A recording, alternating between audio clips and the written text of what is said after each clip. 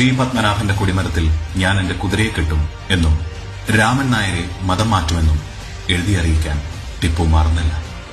അതോടെ ധർമ്മരാജ ടിപ്പുവുമായുള്ള എഴുത്തുകൾ അവസാനിപ്പിച്ചു. അങ്ങനെ തിരുവിതാംകൂർ മൈസൂർ യുദ്ധം ആരംഭിച്ചു. പീരങ്കിയും തൂക്കും ആധുനിക യുദ്ധോപകരണങ്ങളും ആൾബലവും ടിപ്പുവിനായിരുന്നു കൂടുതൽ. ടിപ്പുവിന്റെ സേനയിൽ 40,000-ഓളം പേരുണ്ടായിരുന്നു. തിരുവിതാംകൂറിലെ പട വെറും 800 പേരടങ്ങുന്നതായിരുന്നു.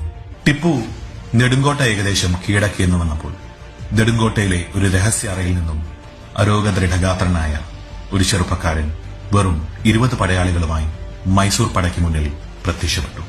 അതായിരുന്നു നമ്മുടെ ചരിത്ര പുരുഷൻ വൈക്കം പത്മനാഭപിള്ള. പിള്ളയും കൂട്ടരും ടിപ്പുവിന്റെ പടയ്ക്കുള്ളിലേക്ക് കയറി യുദ്ധം ചെയ്യാൻ തുടങ്ങി. അപ്രതീക്ഷിതമായി പടയ്ക്കുള്ളിൽ കയറി നടത്തിയ ഈ ആക്രമണം മൈസൂർ പടയുടെ നില തെറ്റിച്ചു. പടയിൽ പരിഭ്രാന്തി പടർന്നു. പലരും ഓടി രക്ഷപ്പെട്ടു. ചിലർ കിടങ്ങിലേക്ക് വീണു. ടിപ്പുവിന്റെ സേനാനായകൻ കൊല്ലപ്പെട്ടു. ടിപ്പുവിന്റെ കാലൊടിഞ്ഞ അവശനായ ടിപ്പു തൽക്കാലത്തേക്ക് യുദ്ധം നിർത്തി മടങ്ങിപ്പോയി.